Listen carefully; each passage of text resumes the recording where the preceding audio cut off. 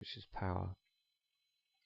He became a guru, and he allowed others to become enslaved to him in order to experience the gratification to the ego that this would have given him. And so, and that's put very simply, he did basically go insane, but because of the deranging effects of power, he became a cruel, capricious man, a petty tyrant. So the tenant,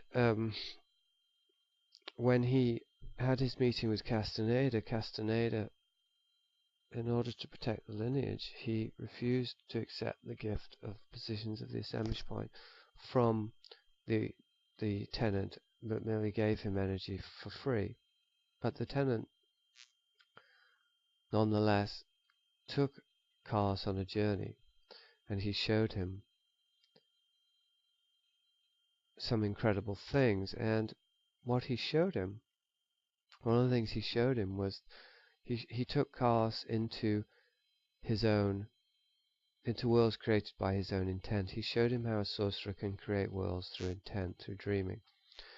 And he showed him a world which was basically made up of the awareness and the intent of the tenant. And so it was a world that had no reality save that given to it through the intent of the tenant. And in that world, which was a replica of this world, it was basically a replica of a town in Mexico, where the tenant met Carlos. So Carlos didn't even realize at first that he was in the tenant's dream. He believed he was still in the real world. Essentially, the tenant had moved Carlos's assemblage point in line with his own, basically tuned his awareness into another reality, which was a perfect replica of this reality. But little by little, Carlos became aware that it was not the same world. It was not a real world at all, but a dreaming world. And when I say not a real world, of course what I'm talking about is that it wasn't part of consensus reality. In a sense, the tenant's world was built by the consensus of one being, a being powerful enough to actually create a world through his own intent. And by moving Carlos's assemblage point to the same position, he took Carlos into his own consensus. So Carlos was removed from consensus reality into a new consensus built by the intent of one person that was then becoming even more real through the attention of another person, that was Carlos. Now within that world there were of course beings, apparently ordinary human beings going about their business. But the tenant revealed that none of these beings existed, that they were created through his intent. Carlos had a hard time believing this, but in the end he had no choice but to accept it as truth.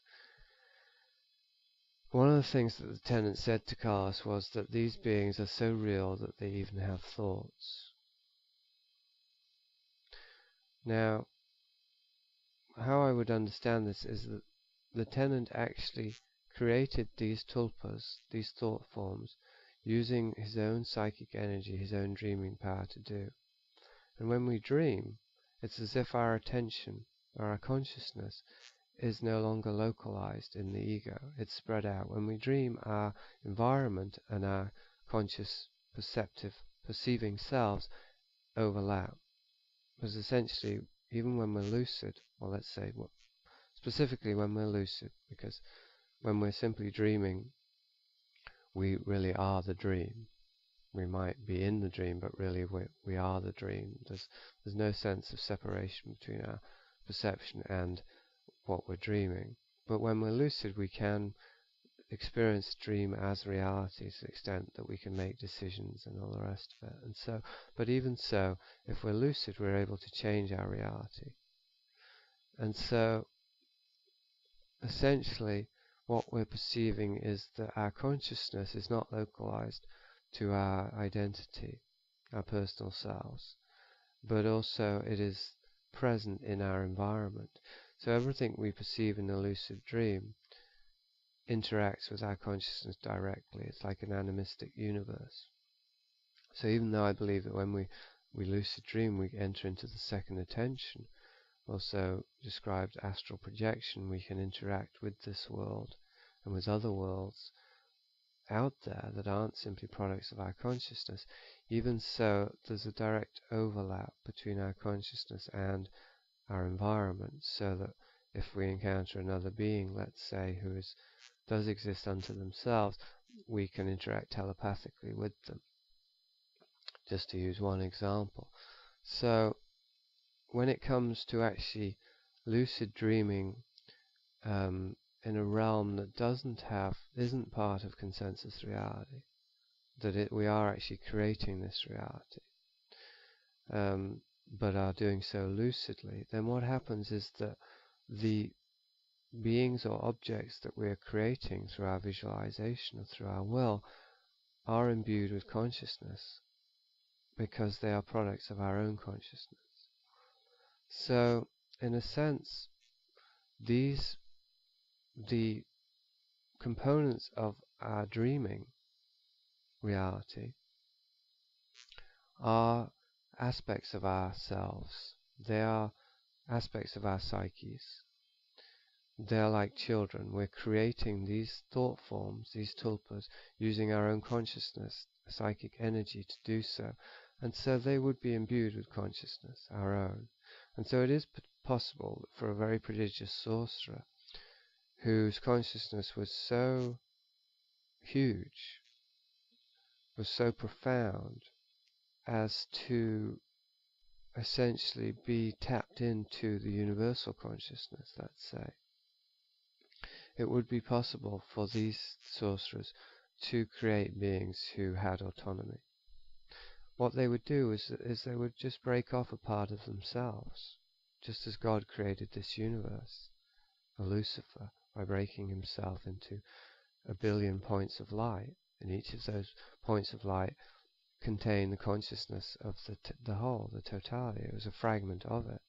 It had forgotten its true nature because it was fragmented and spread apart and distanced from the source. But like a hologram, it did contain potentially the awareness of the whole. But through the act of fragmentation, it forgot. It entered into amnesia, perhaps through trauma, the trauma of birth.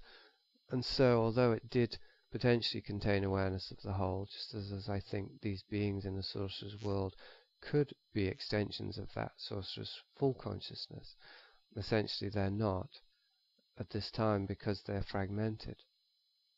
And so they've developed this autonomy which depends upon but also upholds their sense of separate identity, which is to say their limited superficial awareness.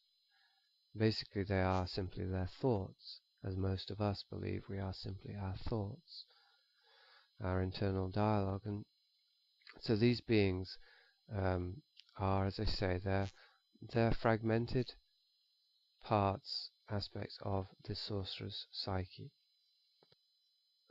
Okay, now we're nearing the the full revelation of the truth of Planet Earth 2009.